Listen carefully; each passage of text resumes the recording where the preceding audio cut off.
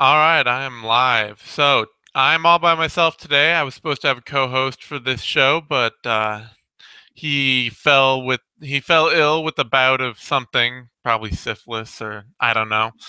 Can't keep track of these things. But I'm here to talk about Bellator 128. This is Bloody Elbow Vivisection, and got a big card coming up here with headlined by Joe Warren versus Eduardo Dantas for bantamweight title. And we're interested in keeping up with what Bellator is doing lately. So I feel like I wanted to give this show a little bit of time. It's a good show for at the top. I mean, the top 4 or 5 fights are really pretty good. After that, it's a pretty big fall off. There's not a lot that I'd expect people to show up for outside of the top few fights. But we'll at the very least talk about that. Trying to think if there's anything else to notice. I think just to jump right into the prelims, there's not, Bellator's not really in a state of flux right now. Right after the Scott Coker thing, there was a lot of interest in sort of what's going to be happening next, but we're sort of in the middle of their last season, and we're basically getting their week to week cards like we always did. They're not strong necessarily top to bottom, but they're at the very least fun, you know, watchable cards that look like they're building well to set up new challengers and sort of brace titles for the future. Certainly, I think nowhere has that been clearer than what they've been doing with Emmanuel Newton's title shots, where he's just been kind of getting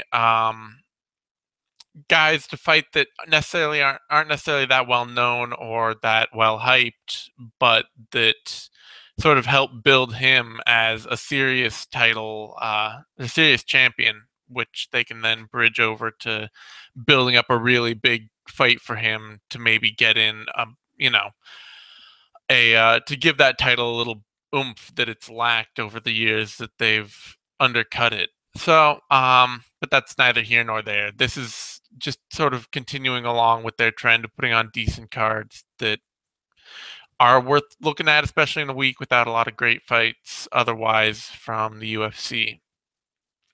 Yeah, on the undercard, the only things I kind of wanted to mention was Jason Butcher versus Andreas Michailidis. Michailidis is a somewhat unknown prospect out of Greece. Had four years off right in the middle of his career between 2011 and 2014, or 3 years off. Recently returned at King of the Cage for a win. Kind of your average decent athlete, top control grinder kind of fighter. But Butcher, he's the guy who came into Bellator claiming to have the best guard in all of MMA. George Gurgel trained fighter. Um, has since run into serious problems with Mikkel Parlo, who pretty much put that talk to rest, along with Jiva Santana. I mean, that was not a he ended up knocking him out, but it was not an impressive grappling performance from him. Michailidis is not necessarily a fighter that's going to this isn't a difficult or heavily swayed fight one way or the other, but it'll be interesting to see if Butcher can try and regain that status that he claimed for the best guard in MMA, which he doesn't have. But whatever, fun guy, fun personality, weird fight. That's honestly about the only fight on the prelims that has any sort of interest at all. This is not a deep prelim card. These are a lot of guys that it would be difficult even to necessarily count as big up and coming prospects. Some fun guys, some guys that are gonna likely to sort of, you know, throw down, put on fun fights. Nothing real big to see. Maybe former King of the Cage champ JC Cottrell is on there, but you know. However, kicking off the main card, we've got a pretty good fight between Alexander Sarnovsky and Dakota Cochran. Sarnovsky, like a lot of the Russian talent that Bellator picked up, has spent a lot of time lately back in Russia. He's fought 3 times since his last Bellator fight back in November of 2013, all of which have been on the Russian regional scene. So he's been staying busy, but not in Bellator at all. And obviously he's a real exciting striker and grappler, sort of that classic European combination of a guy that's fun on the ground and fun on his feet and doesn't necessarily have all the wrestling tools in between, but a very good fighter. And he'll be fighting Dakota Cochran. He was supposed to be fighting John Gunderson, but Gunderson got injured and retired. So Cochran stepping in. This is definitely a more interesting fight than a fight with John Gunderson, quite frankly. Cochran, at this point in his career, is a better and more interesting fighter. He's not really especially great at any one thing. He's more known for being a really pretty good athlete who uses his strength advantage to kind of horse guys around and throw them around the cage. Most recently fought a pretty competitive bout against Christos Giagos at RFA, and Giagos ended up starching him with a flying knee in the third round, I believe. So he's coming into this bout on a loss. I don't honestly see him winning this fight. Sarnovsky's a little too diverse, especially as a striker, and Cochran just doesn't seem to be quite developing in the way that one might have hoped after he beat Jamie Varner. But it should be a fun, exciting bout. Cochran's definitely not a easy fight for anyone. After that, on the main card, it's going to be Bubba McDaniel just lost my webcam there. Bubba McDaniel is making his Bellator debut after getting cut from the UFC. I believe he picked up a couple of wins on the regional circuit after getting cut. Yeah, he beat in Bellator. So this is actually not his Bellator debut. Forget all that. Scratch the Bellator debut. But Bubba McDaniel is getting his second Bellator fight. He beat Matt Jones back in Bellator 121.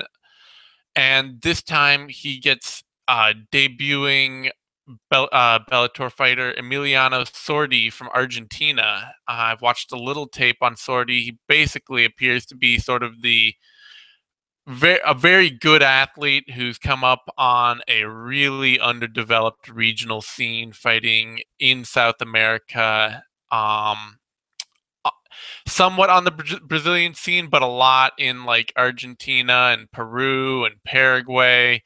So a guy who's, it's not sort of the traditionally battle-tested Brazilian fighter coming up through jungle fights, a Betetti combat. But he's a very good athlete, fun grappler, chancy fighter, the kind of guy that's going to try to win from anywhere. Looks like he has some power. But not a polished fighter at all. It's a fight that Bubba McDaniel should be able to win. If he can't, that definitely suggests that he's got, the book on him was that he was plagued with sort of confidence issues. And his UFC career, I don't even know that was necessarily the problem. It just appears that he's a guy that isn't, outside of his grappling, he's not really athletically competitive. He's not a competitive wrestler. He's a solid kickboxer, but he doesn't have any power, so he just ends up letting guys hang around with him on the feet round after round after round. So Sordi is definitely the kind of athlete that if Bubba McDaniel just lets him hang out, Sordi could win it, but it should be a fight Bubba McDaniel can win. After that, we've got a fight that everybody should be excited for. Honestly, I know that he's overhyped. I know that he hasn't fought any serious competition necessarily, but Michael Venom Page is fighting Nishan Burrell. That's got to be top of your list for exciting fights. MVP is a seriously fun fighter, crazy athlete, all kinds of power, fun kickboxer. And Nishan Burrell, once again, I mean, I honestly had to say that whoever's handling Page's career is doing it just right. You know, Burrell is exactly the right challenge for Page right now, coming off a win over Ricky Rainey, who was also sort of the best fighter for Page to face at the time. A pretty decent prospect, or well, not even prospect, but a well-traveled fighter, a good up-and-coming guy off the regional scene who fought well. You know, his big loss at the time was to Diego Lima, and there's no shame in that. He'd been on a win streak before that, so that was a good step for Michael Page. And Sean Burrell is definitely another level above Ricky Rainey. Very good athlete, decent wrestler, but also a guy who doesn't do anything exceptionally. He's had trouble putting everything together. His kickboxing is fun and flashy, but it's not technically tight, and his grappling has major holes in it. So it's a fighter that can and should be able to challenge Page's wrestling, which is his weakest spot, but not somebody who's necessarily at the same athletic level as Page, and not somebody who compete on the feet with Page. So if Burrell can't get this fight to the ground and keep it to the ground, it's a fight that Page should win. Great test for him. Great step up. Really legitimately fun fight. And that brings us to the main event then, will be Eduardo Dantas, Joe Warren. This is Joe Warren's. Is this even a rematch of this fight? No, I don't think. Yeah, Joe Warren's next. You know, it's sort of his next attempt at winning a belt after ending up losing his title to Pat Curran back in 2012. He's rebuilt himself as a top bantamweight, and he's now got a chance to try and claim the title against Dantas. I don't know that he can do it. Joe Warren has improved a lot. It's sort of been the sneaky, underwhelming thing in his career. A lot of people have been quick to write off Warren because he's really annoying, quite frankly. I mean, anytime he talks at length, it's sort of like, oh God, you know, he has a very Chael Sonnen personality in that just constantly hyping himself and constantly doing this pro wrestling shtick. And it's very obviously a shtick, and it's not bad, but it makes him a bit grating. It makes people really willing to write him off in ways that he maybe doesn't deserve. He's improved a lot since his time as a title holder at bantamweight. His striking has come a long way. He's still a great wrestler, but Dantas is still a very fluid Muay Thai striker and a very, very good grappler, electric athlete, big for the division. And I just don't see Warren having the striking advantage. And even though he'll very clearly have the wrestling advantage, I think Dantas is just too tricky and too fluid to win this, or to lose this fight. But it's a lot of fun. It's a good fight. It's a legit fight. It's something that people should really be interested in. I mean, Warren is a legit, you know, maybe not top 10 bantamweight, but top 20 bantamweight in the world right now.